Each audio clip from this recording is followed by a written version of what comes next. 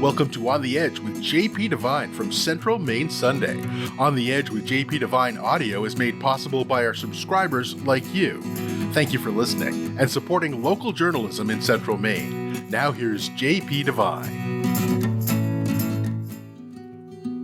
J.C. Penney, an American story. Did they call him J.C.? Probably not. His mother called him James, and the girls in downtown Hamilton, Missouri, in the late 20s, if they spoke to him at all, surely called him Little Jimmy. Now, that's what happened when you were a sickly fella having to watch the prom through the gym windows as prettiest girls in the better streets in town wearing pastel gowns their mothers and big scissors made for them arrived in those black Fords at twilight.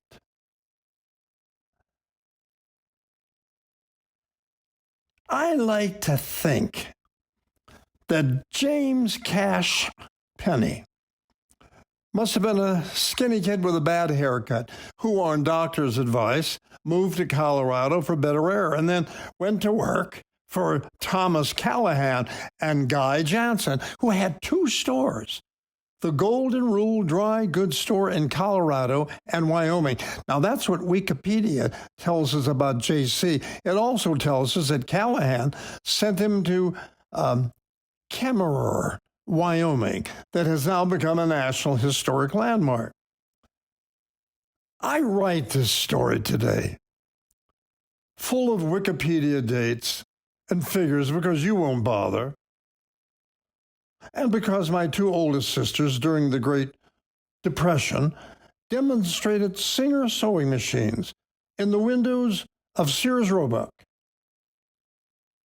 And yes, J.C. Penney. So here's what I learned.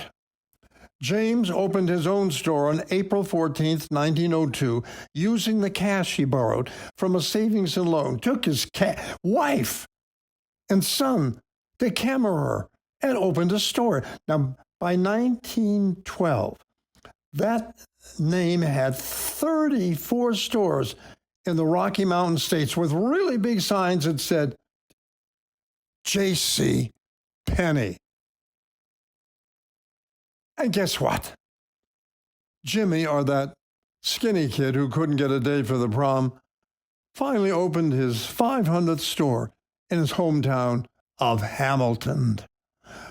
Oh, boy, I'm betting that all those girls who spurned Jimmy in high school were green with envy as they watched him open the store with J.C. Penney. He finally got smart with those big initials in big letters over the front doors.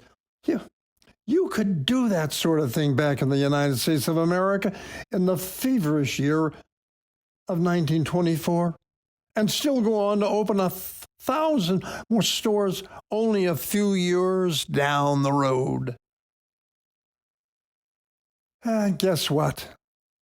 A guy named Sam Walton, who was probably selling underwear at the J.C. Penney in 1940, went on to open his Walmart in 1962. The rest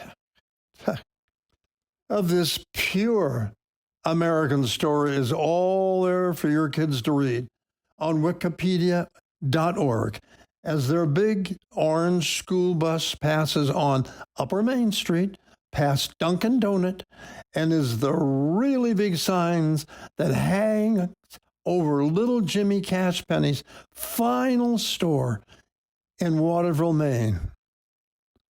Closing. Well, it's likely that you won't be reading the entire Wikipedia article as I did to discover that the original store in Little Kemmerer, Wyoming, is now a district that has been elevated to a National Historic Landmark. And I'm betting that somewhere in Kemmerer, there must be a statue of Little Jimmy. And maybe even a J.C. Penney Day somewhere in July. thanks for listening to On the Edge with JP Devine. On the Edge with JP Devine audio is made possible by our subscribers like you. Thank you for supporting local journalism in Central Maine.